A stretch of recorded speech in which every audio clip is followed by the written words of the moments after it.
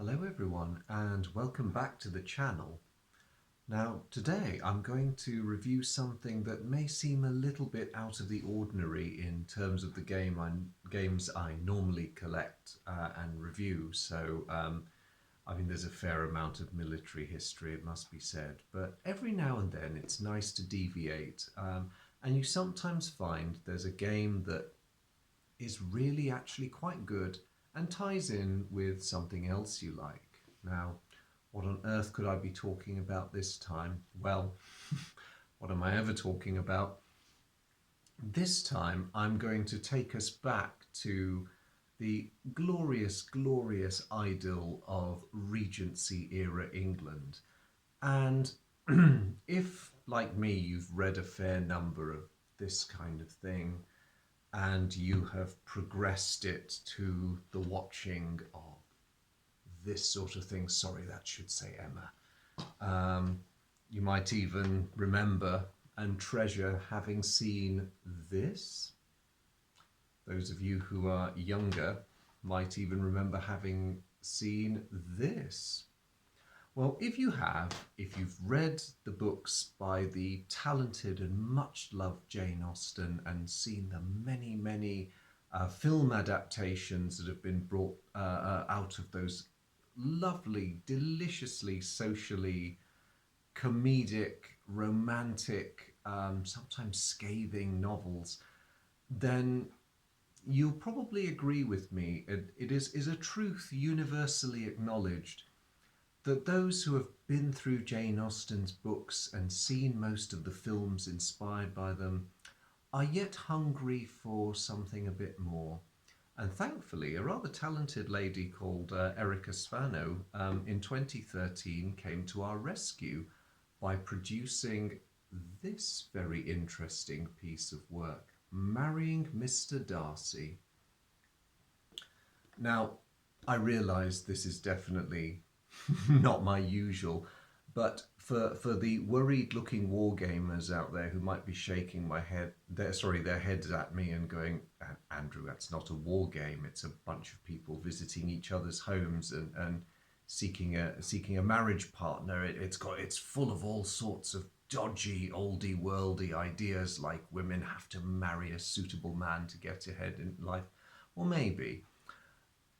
Yes, there's not a tank or a plane in sight, but I'm going to counter the concerns by saying that if you've played the Eastern Front one time too many, if you've floundered through the great wars of the 19th century on your tabletop and you feel you haven't quite plumbed the depths of calculating, cunning savagery to which the human race is capable, then I invite you to follow me, if you dare, into the dining halls, Regency balls, and parlours of old England, because believe me, this is where it gets real.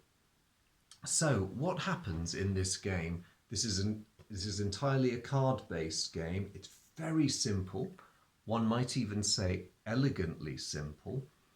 And the objective, each of you as players controls a heroine. In this case, specifically, one of the female characters from Pride and Prejudice. And your objective is to find the most suitable husband.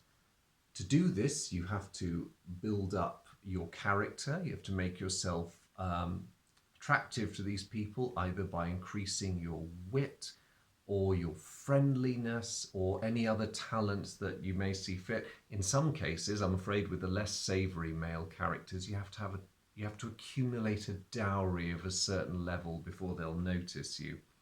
And along the way, you have to put up with your competitors and with random events which are drawn from the narrative of the novel. It's great. So in a sense, I would describe this game, and it's not a huge game, you can tell by the box, there's not a lot to this. You are effectively playing through the plot of Pride and Prejudice, but the beauty of it is there's enough detail in there that fans of the book will recognise them, will chortle delightedly. But it's like reading the book with a slightly different or sometimes wildly different ending every single time.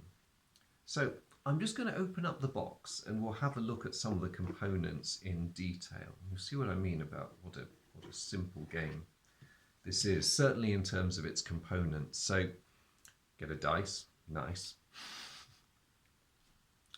I'm going to start with the characters. So your leads, you have, of course, Elizabeth Bennet. How could you not have the main character of the novel? That would be crazy.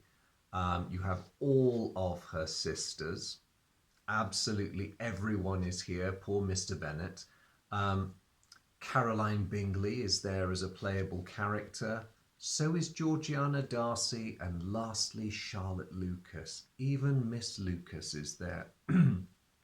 So what is on the cards? You get the very attractively drawn portraits. I love the artwork in this game. It's simple, but it's so nice. Again, it's that elegance. I think when this game was designed, a lot of thought went into elegance, and it shows.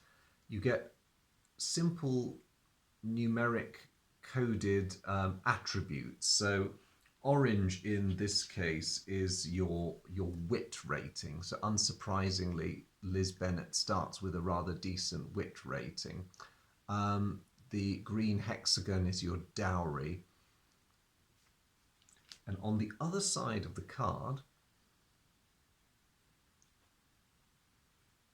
a list of suitors and the score you get for marrying them. So it is entirely possible for Liz Bennet to not marry Mr. Darcy. She might marry someone else. That's the relative score you would get for Hugh marry. So looking at hers, I mean, obviously she gets the most points if she marries Mr. Darcy. She gets a very unsatisfying 5 points if she ends up marrying Mr. Wickham, so you know who to try and avoid in the game. Compare her to her sister Jane, who has the same low level of dowry. Again, poor Mr. Bennet, poor in more ways than one. But unlike Liz, she doesn't have any starting rating for wit, but she does for beauty. And so each sister and each other female character plays very slightly differently, which is great because you can take any one of these and you can end up with a very different feel to them. There's also a cunning rating by which you can try and get by slightly devious means. And you see Charlotte Lucas there is well rated for cunning. So that doesn't mean that good-natured Charlotte is in any way evil, but having been born into an even more disadvantaged situation than the Bennet sisters, she, has to try a little bit harder to find her ideal chap. Now, who are these ideal chaps, I hear you say? Now, those of you who are familiar with the novels will not need any introduction to these people, but there, of course, is the talented Mr. Wickham. Keep away from this one, the man's an absolute rogue. We have, of course, the lovable not Mr. Collins. We have Mr. Denny, he's all right. Colonel Fitzwilliam, yes, jolly good chaps. Now, with the menfolk, you'll notice they've got the same symbols with the numbers in them, but this is the target that you as the players have to achieve in order to attract their attention. So Colonel Fitzwilliam wants someone who has a respectable dowry and is of good reputation. The blue is reputation. So you either attract him if you have a suitable dowry and a moderate reputation or a very high reputation.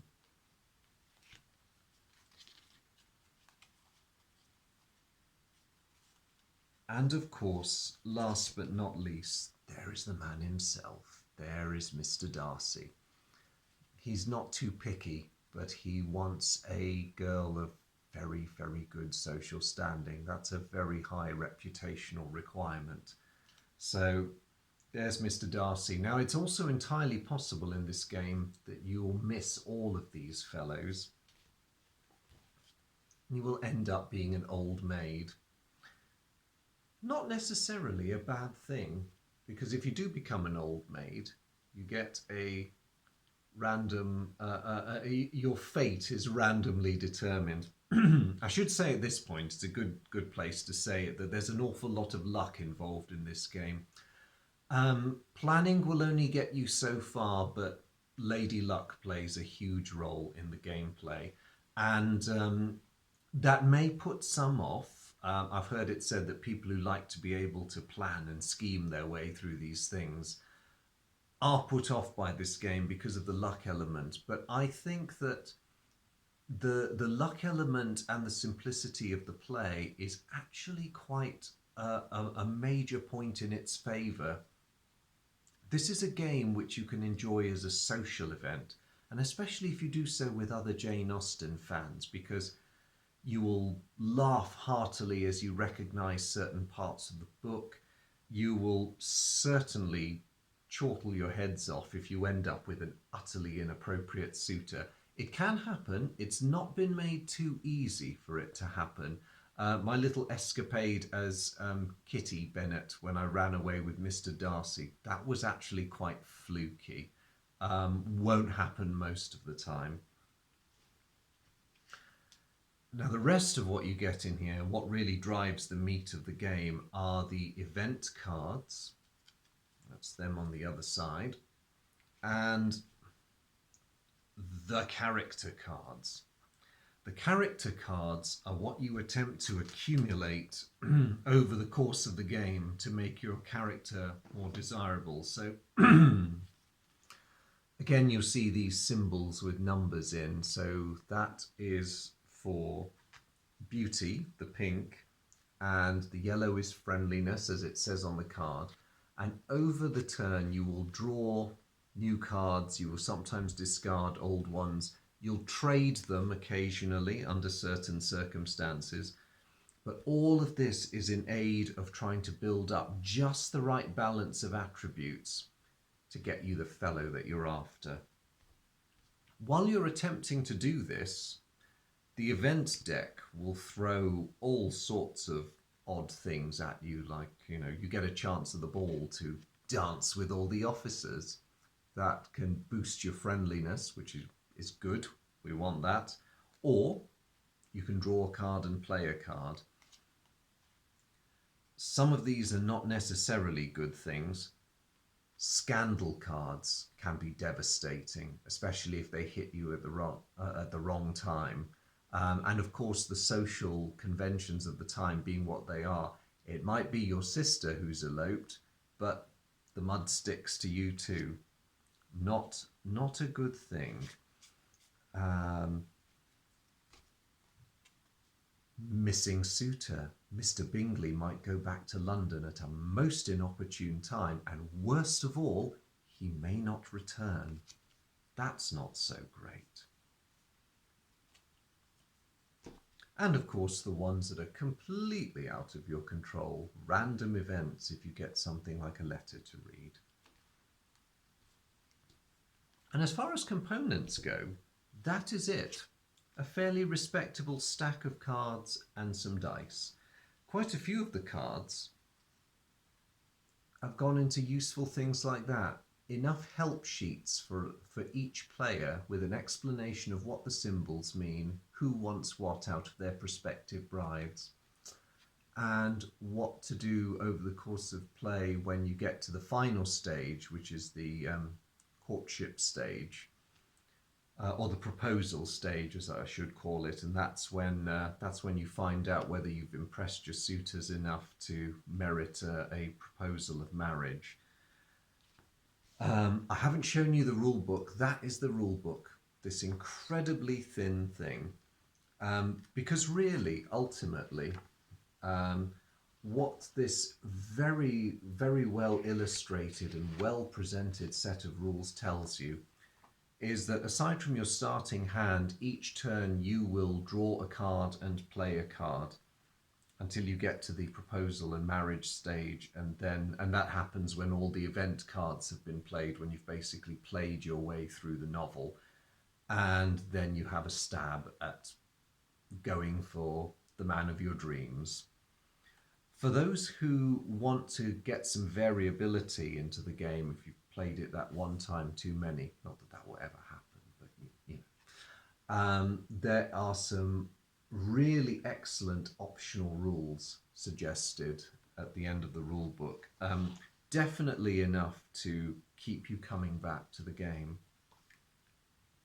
So it's simple, it's straightforward. In the next video, I'm actually going to do a playthrough just to, of at least part of a game, just to show you all how it works.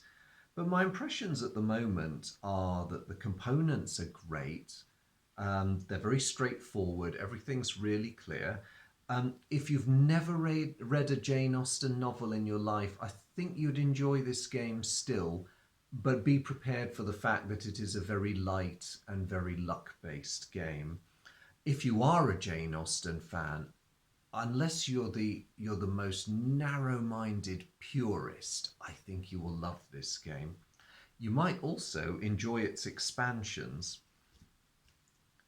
Because the base system does not need much alteration, that is the Emma expansion, and what it contains are the new characters and the new event cards to allow you to repurpose the character deck to play through the novel Emma. It's great. There's also, for those who liked the rather strange spin-offs a few years ago, I did like this, by the way. There was an excellent novel called Pride and Prejudice and Zombies. There was a god-awful film made based on the novel. Ignore the film. Do not watch the film. Read the novel. It is brilliant. And there is also an undead expansion, and that is squarely based on the excellence that was Pride and Prejudice and Zombies. So you get the same kind of format. It is simply a case of bolting this expansion on to the character deck you get in the base game, and you get fantastic events like undead attack. If your lady is not careful, she may become cursed to become one of the undead. You'll occasionally have to do very unladylike things like find a weapon, and so on and so forth. It's brilliant. And in place of the old maid card, if you're either unable to save the husband that you so craved, or indeed if you fail to attract the attention of a suitor for any reason, you may end up undead yourself, or even worse, on your own, which of course is a terrible position to be in Regency England at the time, because of course if you're on your own, sans husband, you don't have much in the way of financial security. Not that great a time to be a lady, really, but I don't know. I thank God for the circumstances and era of my birth, for I doubt I would have survived very long in that period. But be that as it may, there is what looks to be an amazing game in a rather tiny package. I find that despite the fact that I love fairly complicated games that involve a high level of strategic planning and some attempts to control the vagaries of Lady Luck, there are some occasions where you just want something a bit luck-based, where you can just stake your decision on the throw of a dice, or have one forced on you, but it still makes for a great narrative. And Marrying Mr. Darcy is one of those games. So I am really looking forward to doing a demonstration of this game. This game is still freely available. It's still produced. You can find it most retailers or online. It's not unreasonably priced. I paid less than £20 for the base game, and the two expansions are really, really affordable. I think it's going to be great fun for me just to show you how this game works, and I hope you bite, whether you're a Jane Austen fan or not, because Erica Sveno, the designer, I feel has done a great job. I will go more into that. I'm not going to get ahead of myself too far. I will catch you fairly soon when we do the playthrough. In the meantime, thank you very much for tuning in.